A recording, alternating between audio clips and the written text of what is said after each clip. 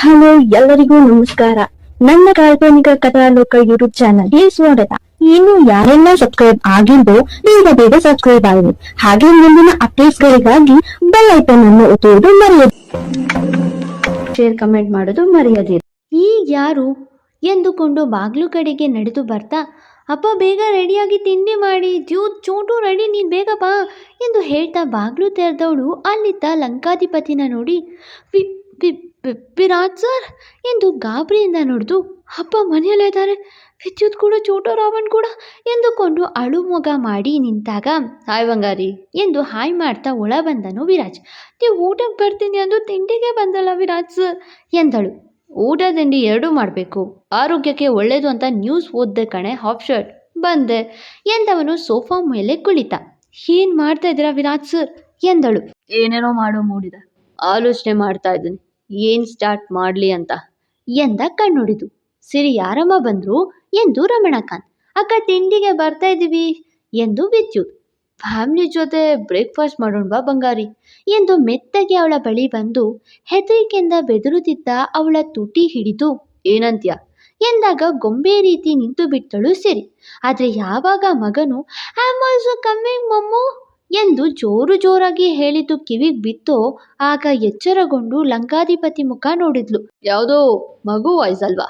ಏನೇ ಹೇಳ್ದೆ ವಿದ್ಯುತ್ಗೆ ಮದುವೆ ಮಾಡಿಬಿಟ್ಟ, ಮಗು ಕೂಡ ಆಗಿದ್ಯಾ ಹೇಗೆ ಎಂದ ಅವಳನ್ನ ಕಾಡಲು. ಮಗು? ಯಾ ಮಗು? ಎಲ್ಲಿದೆ? ಏನೇನೋ ಹೇಳ್ತಾ ಇದ್ದೀರಾ ನೀವು, ಅದು ಪಕ್ಕದ ಮನೆ ಮಗು ಎಂದಳು ನಾಟಕೀಯವಾಗಿ ನಗುತ್ತಾ. ರಿಯಲಿ ಎಂದವನು ಕೊಂಚ ರೂಮಿನ ಕಡೆಗೆ ಹೋಗಬೇಕು. ವಿರಾಜ್ ಪ್ರಾಮಿಸ್ ಮಾಡಿದ್ದೀರಾ ನೀವಾಗಿ ಯಾವುದೇ ಕಾರಣಕ್ಕೂ ಅಪ್ಪ ಮತ್ತೆ ಜೂತ್ ಕಣ್ಣಿಗೆ ಬೀಳಲ್ಲ ಅಂತ ಎಂದಳು. ಅದು ನಿಜ ಎಂದ ಲಂಕಾಧಿಪತಿ ಕೈ ಹಿಡಿದು, ಮತ್ತೆ ಹೋಗಿ ಊಟಕ್ಕೆ ಬನ್ನಿ ಎಂದಳು.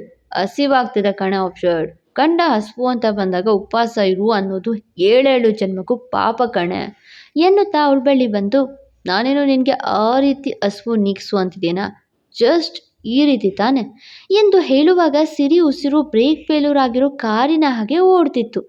ನಿಂಗೇನಾದರೂ ಆ ರೀತಿ ಓಕೆ ಆದರೆ ನಾನು ಈ ರೀತಿ ಮನೆಯಿಂದ ಹೋಗ್ತೀನಿ, ಏನಂತ್ಯ ಮಂಡೋದ್ರಿ ಎಂದು ಕೇಳ್ತಾ ಅವಳ ಸನಿಹಕ್ಕೆ ಬಂದು ಮತ್ತೇನೋ ಮಾಡುವನೋ ಎಂದುಕೊಂಡು, ಪ್ಲೀಸ್ ವಿರಾಟ್ ಸರ್ ಎಂದು ಕಣ್ಮುಚ್ಚಿ ರಾಗ ತೆರೆದಾಗ, ಆ್ಯಪಲ್ ನನಗಾಗಿ ಕಾಯ್ತಿದೆ, ಕೊಡೋಕೆ ಕೈ ಬರ್ತಿಲ್ವ ನನಗೆ, ಮಿಡಲ್ ಕ್ಲಾಸ್ ಎಂದವನು ದಿಲ್ದಾರಾಗಿ ಟೇಬಲ್ ಮೇಲಿದ್ದ ಆ್ಯಪಲ್ ತೆಗೆದುಕೊಂಡು ಸಿರಿಗೆ ಅತ್ತ ವಿದ್ಯುತ್, ಇತ್ತ ಅಪ್ಪ ಜೊತೆಗೆ ಚೋಟಾ ರಾವಣ್ ಚಿಂತೆ ಜೋರಾಯಿತು.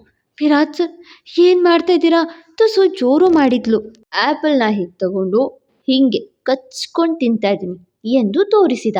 ಊಟಕ್ಕೆ ಬರೋ ಟೈಮ್ ಹಿಡಿ ತಿಂಡಿಗೆ ಬಂದು ಮೋಸ ಮಾಡ್ತಾ ಇದ್ದೀರಾ ಎಂದಳು. ಎದ್ದು ಅವಳ ಬಳಿ ಬಂದವನು, ಮೋಸ? ಯಾವುದೇ ಮೋಸ?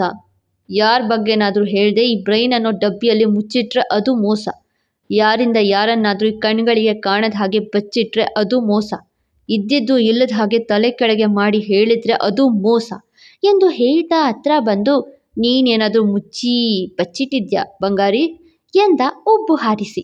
ಅವಳ ಮುಖ ಹೆದರಿಕೆಯಿಂದ ಬೆವರಿತು. ಅವಳ ಹೃದಯದಲ್ಲಿ ಭಯಕ್ಕೆ ಭೂಕಂಪವೇ ಆದಂಗಿತ್ತು.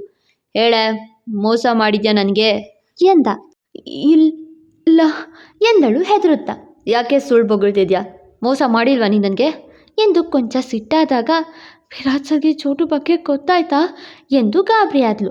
ಅವಳ ಗಾಬರಿ ಮುಖ ನೋಡಿ ನಕ್ಕು, ಮನೆಗೆ ಬಂದವ್ರಿಗೆ ಸತ್ಕಾರ ಮಾಡದೆ ಮೋಸ ಮಾಡ್ತಿಲ್ವಾ ನೀ ನನಗೆ, ಅದು ಮೋಸನೇ ತಾನೆ ಎಂದವನ ಮಾತು ಕೇಳಿ ನೆಮ್ಮದಿಯ ಉಸಿರು ಬಿಟ್ಟಳು. ಅಷ್ಟರಲ್ಲಿ, ಅಕ್ಕ ನಾವು ರೆಡಿ ಎಂದು ಹೇಳ್ತಾ ಬರೋ ವಿದ್ಯುತ್ ಕಂಡ. ನಡೀರಿ ನೀವು ಮೊದಲು ಎಂದು ಅವನ ಕೈ ಹಿಡಿದು ಅವಳ ರೂಮಿಗೆ ಕರ್ಕೊಂಡು ಹೋಗಿ ಬಾಗ್ಲಾಕಿದ್ಲು. ವಿರಾಜ್ಗೆ ಅವಳ ಭಯ ಗಾಬರಿ ನೋಡೋಕೆ ಒಳ್ಳೆ ಮಜಾ ಅನ್ನಿಸ್ತು. ಸೊ ಇದು ನನ್ನ ಬೆಡ್ರೂಮ ಬಂಗಾರಿ, ಅಂದರೆ ನಾನು ಆ ರೀತಿ ಉಪವಾಸಕ್ಕೆ ತೆರೆ ಕೊಡ್ತಿದ್ಯಾ, ವಾವ್ 4 ವರ್ಷದ ಹಸಿವಿಗೆ ಭರ್ಜರಿ ಭೋಜನ ಅಂತಾಯಿತು ಎಂದವನು ಹಾಕಿದ್ದ ಜಾಕೆಟ್ ತೆರೆದು ಮಂಚದ ಮೇಲೆ ಬಿಸಾಕಿ ಶರ್ಟ್ ಬಟನ್ ತೆರೆಯುವಾಗ ಸಿರಿಗೆ ತಲೆ ಸಿಡಿಯಿತು. ಏನು ಮಾಡ್ತಾ ಇದ್ದೀರಾ ವಿರಾಟ್ ಸರ್ ಎಂದು ತುಸು ಹತ್ರ ಓಡಿ ಬಂದ್ಲು. ಅದೇ ಊಟಕ್ಕೆ ರೆಡಿ ಆಗ್ತಿದ್ದೀನಿ ಬಂಗಾರಿ ಎಂದವ ಒಂದು ಬಟನ್ ತೆರೆದೇ ಬಿಟ್ಟ. ಅಯ್ಯೋ ನಾನು ಅದಕ್ಕೆಲ್ಲ ಒಪ್ಪಿಲ್ಲ, ಮೊದಲು ಬಟನ್ ಹಾಕೊಳ್ಳಿ ಎಂದು ತಾನೇ ತನ್ನೆರಡು ಪಾದದ ಹೆಬ್ಬಟ್ಟಿನ ಮೇಲೆ ನಿಂತು ಬಟನ್ ಹಾಕಬೇಕು ಅವಳ ನಡು ಬಳಸಿ ಮತ್ತಷ್ಟು ಮೈಗೆ ಅಂಟಿಕೊಂಡ. ಏನು ಮಾಡ್ತಾ ಇದ್ದೀರಾ ವಿರಾಟ್ ಸರ್ ಎಂದವಳ ನೋಡಿ, ಬಾಗ್ಲಾಕಿ ಆಸೆ ತೋರಿಸಿ ಮೋಸ ಮಾಡೋದು ಯಾವ ಸೀಮೆ ಅತಿಥಿ ಸತ್ಕಾರವೇ, ಅತಿಥಿಗಳನ್ನು ಕರೆದು ಸಂತೃಪ್ತಿ ಪಡಿಸಿಲ್ಲ ಅಂದರೆ ಮುಂದಿನ ಜನ್ಮದಲ್ಲಿ ಊರು ಸೂರು ಇಲ್ಲದ ಹೆಗ್ಗಣ ಆಗಿ ಹುಡ್ತೀಯ, ಹುಷಾರ್ ಎಂದು ಹೇಳ್ತಾ ಮೆತ್ತಗೆ ಅವಳ ಮುಂಗೂಳಲ್ಲಿ ಕೈಯಾಡಿಸುತ್ತಿದ್ದ ವಿರಾಜ್. ಸಿರಿಗೆ ಒಂದು ಕಾಯಿಲೆ ಇದೆ. ವಿರಾಜ್ ಹತ್ರ ಬಂದಷ್ಟು ಬೇಗ ಕರಗುವ ಕಾಯಿಲೆ, ಅವನ ಪ್ರೇಮದ ಶಾಖಕ್ಕೆ ಕರಗುವ ಕರ್ಪೂರದಂತಾಗುವ ಕಾಯಿಲೆ, ಅವನ ಮೋಹದ ಮಾತಿಗೆ ಮರುಳಾಗುವ ಕಾಯಿಲೆ ಅದೀಗ ಆಕ್ಟಿವ್ ಆದಂತಿದೆ. ಅವನ ಮಾತುಗಳನ್ನು ಕೇಳ್ತಾ ಕೇಳ್ತಾ ಮೈ ಮರೆಯುತ್ತಿದ್ದಾಳೆ. ಅವನಿಗೂ ಅದೇ ಬೇಕಿರೋದು, ಅವಳನ್ನು ತಂದಾರಿಗೆ ಹೇಗೆ ಕರೆಸ್ಕೊಳ್ಳಬೇಕೆಂದು ಗೊತ್ತವನಿಗೆ. ಈಗ ನನಗೆ ಅತಿಥಿ ಸತ್ಕಾರ ಬೇಕು ಅಷ್ಟೆ ಎಂದವ ಮೆತ್ತಗೆ ಅವಳ ತುಟಿ ಸವರಿದ. ಅವಳ ಗಂಟಲು ಒಣಗ್ತಿತ್ತು, ಉಗುಳು ನುಂಗಿದಷ್ಟು ಬಾಯಾರಿಕೆ ಬೇರೆ ಹೆಚ್ಚಾಯಿತು.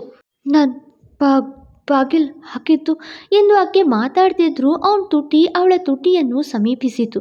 ವಿದ್ಯುತ್ ಅಪ್ಪ ಎಂದು ಹೇಳುತ್ತಿದ್ದವಳ ತುಟಿಗೆ ಮುತ್ತಿಡಬೇಕಿತ್ತು. ಅಷ್ಟರಲ್ಲಿ ಮಮ್ಮ ಎಂದು ಕಿರುಚಿದ ಮಗನ ಧ್ವನಿ ಕೇಳಿಸ್ತು.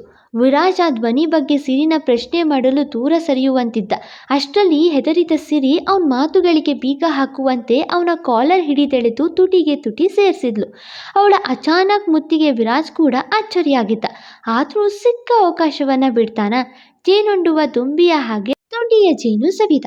4 ವರ್ಷದ ದಾಹ ತೀರದೆ ಹೋದರೂ ತಾತ್ಕಾಲಿಕವಾಗಿ ದಾಹ ತೀರಿಸಿದ ಹಾಗೆ ಮುತ್ತಿಟ್ಟು, ಪ್ಲೀಸ್ ವಿರಾಜ್ ಸರ್, ಇಲ್ಲೇ ರೀ, ನಾನು ವಿದ್ಯುತ್ ಅಪ್ಪಚ್ಚು ಎಂದವಳು. ಹಾಗೆ ಮಾತು ನುಂಗಿ, ಚೂರು ಬೇಗ ಈಚೆ ಕಳಿಸ್ಬರ್ತೀನಿ, ಪ್ಲೀಸ್ ಇಲ್ಲೇ ರೀ ಎಂದು ಕೈ ಮುಗಿದು ಹೊರಗೆ ಓಡಿದ್ಲು. ಅವಳಿಗೆ ತಾನೇನು ಮಾಡಿದೆ ಅಂತ ಆಲೋಚನೆ ಮಾಡುವಷ್ಟು ಗಮನವಿಲ್ಲ ಈಗ. ಆದರೆ ವಿರಾಜ್ಗೆ ಮಾತ್ರ ತನ್ನ ಮಡದಿಯ ಪೇಚಾಟದ ನಡುವೆ ಮುತ್ತು ಪಡೆದ ಖುಷಿ. ಮಮ್ಮ, ಏನು ನಿದ್ರೆ ಮಾಡ್ತಿದ್ರ ರೂಮಲ್ಲಿ? ಇನ್ನೂ ರೆಡಿನೇ ಆಗಿಲ್ಲ ನೀವು ಎಂದು ಚೋಟು ವಿರಾಜ್ ರೀತಿಯ ಪ್ರಶ್ನಿಸಿದ್ದು ಕಂಡು ಸಿರಿಗೆ ತಲೆನೋವು ಬಂತು. ಅದು ಅದು ಎಂದವಳು ಏನು ಸುಳ್ಳು ಹೇಳೋದು ಅಂತ ಆಲೋಚನೆ ಮಾಡುವಾಗ, ಏನಾಯ್ತು ಸಿರಿ, ಯಾಕೆ ಗಾಬರಿ ಆಗಿದ್ಯಾ? ರೂಮಿಂದ ಏನೋ ಸದ್ದು ಬರ್ತಿತ್ತು, ಆಗಲೇ ಯಾರು ಬಂದಿದ್ರು? ಏನೋ ಮಾತಾಡ್ತಿದ್ದೆ ಎಂದು ರಮಣಕಾಂತ್ ಎಲ್ಲ ಗೊತ್ತಿದ್ರು ಪ್ರಶ್ನೆ ಮಾಡಿದ್ರು. ಅದು ಅಪ್ಪ ಎಂದು ಅವಳು ಅವರಿಗೆ ಉತ್ತರಿಸುವ ಮುನ್ನವೇ, ಅಕ್ಕ, ಯಾರು ಆ್ಯಪಲ್ ತಿಂದು ಇಲ್ಲಿಟ್ಟಿರೋದು ಎಂದು ವಿರಾಜ್ ಬೇಕೆಂದೇ ಕಚ್ಚಿ ಇಟ್ಟಿದ್ದ ಆ್ಯಪಲ್ನ ಅಕ್ಕನ ಮುಂದೆ ಹಿಡಿದು ಕೇಳಿದ ವಿದ್ಯುತ್. ಅದನ್ನು ನೋಡಿದೆ ತಕ್ಷಣ ಪಟಕ್ಕೆಂದು ಕಿತ್ಕೊಂಡು, ಅದು ನಾನೇ ಎಂದಳು. ನೀನಾ?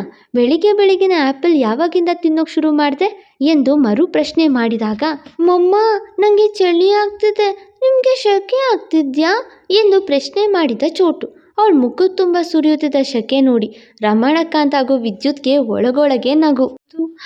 ಅದು ಎಂದವಳೆ ರೂಮ್ ಕಡೆ ನೋಡಿದ್ಲು. ಅಕ್ಕ, ಏನಾಯ್ತು? ಏನಿದೆ ಅಲ್ಲಿ? ಯಾಕೆ ವಿಚಿತ್ರವಾಗಿ ಆಡ್ತಿದ್ಯಾ? ನಿಂಗೆ ಹುಷಾರಿಲ್ಲ ಅನ್ಸುತ್ತೆ ಅಲ್ವಾ ಅಕ್ಕ ಎಂದ ವಿದ್ಯುತ್. ಅವನ ಮಾತು ಕೇಳ್ತಾ ಸರಿ ಎನ್ನುವಾಗೆ, ಹೌದು, ಸಿಕ್ಕಾಪಟ್ಟೆ ಹೊಟ್ಟೆ ನೋವು ಎಂದವಳು ತಲೆ ಮೇಲೆ ಕೈ ಇಟ್ಕೊಂಡು ಹೇಳಿದ್ಲು. ಅದನ್ನು ಗಮನಿಸಿದ ಕಿಲಾಡಿ ಚೋಟು, ಮತ್ತೆ ತಲೆ ಮೇಲೆ ಕೈ ಇಟ್ಕೊಂಡಿದ್ದೀರಾ ಮಮ್ಮ ಎಂದ. ಅವನ ಬುದ್ಧಿವಂತಿಕೆಗೆ ರೇಗುವಂತೆ, ತಲೆ ಕೂಡ ನೋವು ಎಂದಳು. ಅಪ್ಪ, ಅಕ್ಕನಿಗೆ ಹುಷಾರಿಲ್ಲ, ನಾನು ಇಲ್ಲೇ ಇದ್ದು ನೋಡ್ಕೊಳ್ತೀನಿ, ನೀವು ಚೋಟು ಹೋಗಿ ಬನ್ನಿ ಎಂದ ವಿದ್ಯುತ್. ಅದು ಕೇಳಿದ್ದೆ ಸಿರಿ, ಇಲ್ಲ, ನೀವು ಮೂವರು ಹೋಗಿ ಬನ್ನಿ, ನನ್ನಿಂದ ಪೂಜೆ ನಿಲ್ಲಬಾರ್ದು, ಅದು ನನಗೆ ಯಾಕೋ ಹುಷಾರಿಲ್ಲ, ನಾನು ಮಲಗಿ ಎದ್ರೆ ಸರಿ ಹೋಗ್ತೀನಿ, ಪ್ಲೀಸ್ ನೀವು ಹೋಗಿ ಬನ್ನಿ ಎಂದಳು. ನೋ ಮಮ್ಮ, ನಿಮಗೆ ಹುಷಾರಿಲ್ಲ, ನಾನು ಇಲ್ಲೇ ಇದ್ದು ನಿಮಗೆ ಟವಲ್ನ ನೀರಲ್ಲಿ ಅದ್ದಿ ಹಣೆ ಮೇಲೆ ಹಾಕ್ತೀನಿ ಎಂದ ಚೋಟು. ನೀನು ಇಲ್ಲೇ ಇದೆ ವಿರಾಜ್ ಸರ್, ನನ್ನ ತಲೆ ಮೇಲೆ ಬಂಡೆ ಕಲ್ಲು ಹಾಕ್ತಾರೆ ಎಂದ್ಕೊಂಡವಳು. ಆದರೂ ಮಗನ ಕೇರಿಗೆ ಕಂಡು ಸಿರಿಗೆ ಖುಷಿ ಆಯಿತು. ಆದರೆ ಈಗ ಇವನಿಲ್ಲೇ ಇದ್ದರೆ ನನ್ನ ತಿಥಿ ಆಗುತ್ತೆ ಅಂತ ಅರಿತವಳು, ತಲೆ ಮತ್ತು ಹೊಟ್ಟೆ ಅಷ್ಟೇ ನೋವು ನನಗೆ ಚೋಟು, ಕೈ ಚೆನ್ನಾಗಿದೆ, ಹಾಕೊಳ್ತೀನಿ, ನೀನು ತಾತ ಮಾವು ಜೊತೆಗೆ ಹೋಗು, ಜಾಣ ಮರಿತಾರ ಎಂದಾಗ, ನಮ್ಮಮ್ಮ, ನಾನು ಹೋಗಲ್ಲ ಎಂದೇ ಹಠ ಮಾಡ್ದ. ಹೇಳೋದು ಯಾವತ್ತಾದರೂ ಕೇಳಿದ್ಯಾ ನೀನು? ನನ್ನ ಮಾತು ಏನೂ ಕೇಳಲ್ಲ ನೀನು ಹೇಳೋದು ಮಾತ್ರ ಕೇಳಬೇಕಲ್ವಾ ನಾನು? ಅಮ್ಮ ಮದಿಗೆ ಬೆಲೆನೇ ಇಲ್ಲ ನಿನ್ನ ಹತ್ರ, ಯಾವಾಗಲೂ ನೀನು ಟೂ ಬಿಡ್ತೀಯ ಅಲ್ವಾ? ಹೋಗು, ನಾನೇ ಇವತ್ತು ಟೂ ಬಿಡ್ತೀನಿ ಎಂದಳು. ತಕ್ಷಣ, ಸಾರಿ ಮಮ್ಮ, ನಾನು ಮಾಮ ತಾತ ಜೊತೆಗೆ ಹೋಗಿ ಬರ್ತೀನಿ, ನೀವು ಟೂ ಬಿಡಬೇಡಿ ಪ್ಲೀಸ್ ಎಂದನು. ತಕ್ಷಣ ನಗು ಬಂದು ಸುಮ್ಮನೆ ಕೂತಳು. ಪ್ರಾಮಿಸ್ ಮಮ್ಮ, ನಿಮಗೆ ನಾನು ಬೇಜಾರು ಮಾಡಲ್ಲ, ಐ ಲವ್ ಯು ಮಮ್ಮ ಎಂದು ಚೋಟು ಹೇಳುತ್ತಾ, ತಗೊಳ್ಳಿ ಮಮ್ಮ, ಮಾಡಿ ನಾನೇ ತಿನ್ನಿಸ್ತೀನಿ ಎಂದು ತಿಂಡಿ ತಿನ್ನಿಸಲು ಬಂದಾಗ, ಪುಟ್ಟ ಕೈಯಿಂದ ತಿನ್ನುವ ಸಿರಿ, ಲವ್ ಯು ಕಂದ ಎಂದು ಅಪ್ಪಿ ಮುದ್ದಾಡಿ ಮುತ್ತಿಟ್ಟು ತಿಂಡಿ ಮಾಡಿಸ್ತಾಳೆ. ಸಿರಿ, ಸರಿಯನಮ್ಮ, ಹುಷಾರು ಎಂದ ರಮಣಕಾಂತ್ ಚೋಟು ಕೈ ಹಿಡಿದು, ಬಾಯ್ ಮಾಡು ಪುಟ್ಟ ರಾವಣ ಎನ್ನಲು, ಬಾಯ್ ಮಮ್ಮ ಎಂದ ಚೋಟು. ಬಾಯ್ ಅಪ್ಪ, ಬಾಯ್ ಚೋಟು, ಬಾಯ್ ವಿದ್ಯುತ್ ಎಂದವಳು ಬಾಗ್ಲಾಕ್ಬೇಕು. ರೂಮಿಂದ ಏನೋ ಬಿದ್ದ ಸದ್ದಾಯಿತು. ಈಚೆ ಹೊರಟು ನಿಂತಿದ್ದವರು ಈಗ ಮತ್ತೆ ರೂಮ್ ಕಡೆ ನೋಡಿದ್ರು. ಅಪ್ಪ ಅದು ಬೆಕ್ಕೋ ಇಲ್ಲಿನೋ ಇರಬೇಕು, ನಾನು ನೋಡ್ತೀನಿ, ನೀ ಹಿಂದೆ ಬಾಗಿಲಿಂದ ಬಂದಿರುತ್ತೆ ಎಂದಳು. ಅಕ್ಕ ನಿಂಗೆ ಬೇರೆ ಹುಷಾರಿಲ್ಲ, ನಾನು ಹುಡ್ಸಿ ಆಮೇಲೆ ಹೋಗ್ತೀನಿ ಇರು ಎಂದು ವಿದ್ಯುತ್ ಹೋಗಬೇಕು ಅವನಿಗಿಂತ ಮುಂಚೆಯೇ ರೂಮಿಗೆ ಓಡೋಡಿ ಬಂದವಳು, ಏನೋ ಮಾತಾಡಬೇಡಿ, ನಡೀರಿ ಇಲ್ಲಿಂದ ಎಂದು ಲಂಕಾಧಿಪತಿನ ಅಲ್ಮರ್ ಒಳಗೆ ತಳ್ಳಿ ಬಾಗ್ಲಾಕಿದ್ಲು. ಏನಕ್ಕ ಎಂದು ವಿದ್ಯುತ್ ಹಿಂದೆಯೇ ಬಂದು ನೋಡಿದಾಗ ನೀರಿನ ಗ್ಲಾಸ್ ಬಿದ್ದಿತ್ತು. ಎತ್ತಿಡುತ್ತಾ ಹೇಗೆ ಬಿತ್ತಕ್ಕ ಎಂದ. ಅದು ಅದು ಗಾಳಿ ಕಿಟಕಿಯಿಂದ ಬಂದು ಬಿದ್ದಿರಬೇಕು ಎಂದಳು. ಕಿಟಕಿ ತೆಗ್ದೇ ಇಲ್ವಲ್ಲ ಅಕ್ಕ ಎಂದ. ಹೌದಾ, ಅದು ನಾನು ಆಗ್ಲೇ ಕೊಡ್ದು ಸರಿಯಾಗಿ ಇಟ್ಟಿರದೆ ಬಿದ್ದಿದೆ ಎಂದಳು. ಹೌದಾ ಸರಿ ಎಂದು ಈಚೆ ಹೊರಟು ಮತ್ತೆ ಹಿಂದೆ ಬಂದು ಮಂಚದ ಮೇಲೆ ಬಿದ್ದಿದ್ದ ಜಾಕೆಟ್ ಹಿಡಿದು, ಅಕ್ಕ ಇದ್ಯಾರದ್ದು ಎಂದು ಪ್ರಶ್ನಿಸಿದ. ಅದು ಆಗಲೇ ವಿರಾಜ್ ತೆರೆದು ಹಾಕಿದ್ದು ನೆನೆದವಳು, ಈಗ ನೀನು ನೋಡಿದ್ಯಲ್ಲ ನಿಂದೆ ಎಂದಳು. ಅಳುವುದೋ ನಗುವುದೋ ನೀವೇ ಹೇಳಿ ಎನ್ನುವ ಮುಖ ಮಾಡಿ. ವಿರಾಜ್ಗೆ ಅಲ್ಮರ್ ಒಳಗಿಂದ ನಗುವೋ ನಗು. ಹೆಂಡತಿ ಪರದಾಟ ಅವನ ಹೊಟ್ಟೆಗೆ ಭರ್ಜರಿ ಊಟ ಅನ್ನಿಸ್ತು. ಇದು ಮತ್ತೆ ಕಂಟಿನ್ಯೂ ಮಾಡೋಣ ಅಲ್ವಾ? ಇದಿಲ್ಲಿಗೆ ನಿಲ್ಲಿಸ್ತೀನಿ, ಮತ್ತೆ ಸಿಗುವ. Thank you. ಫಾಲೋ ಮಾಡಿ ಕಾಲ್ಪನಿಕ ಕಥಾಲೋಕ. ಮತ್ತೆ ಸಿಗುವ.